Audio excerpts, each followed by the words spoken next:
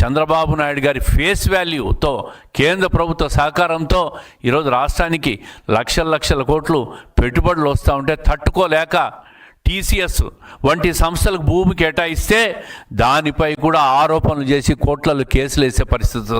చివరి కోర్టులు కూడా అభివృద్ధి కోసం భూములు కేటాయిస్తే తప్ప అని చెప్పి కోర్టులు కూడా వ్యాఖ్యానించిన విషయాలు పత్రికల్లో చూసి వాళ్ళు బుద్ధి తెచ్చుకోవాలని చెప్పి వైఎస్ఆర్ కాంగ్రెస్ విజ్ఞప్తి చేస్తూ ఉన్నాం. స్త్రీశక్తి పథకం అద్భుతమైన పథకం.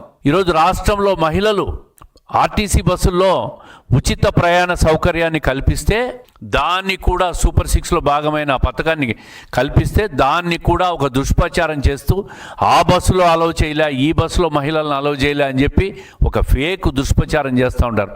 ఈరోజు రాష్ట్రంలో అందరు మహిళలు కూడా ఎంతో సంతోషంగా నెలకు కనీసం 2-3 వేల రూపాయలు మాకు బస్ ఛార్జీలు ఇచ్చే డబ్బు కూడా మాకు ఆదా అయిందని చెప్పి మహిళలందరూ సంతోషం వ్యక్తం చేస్తూ ఉంటారు.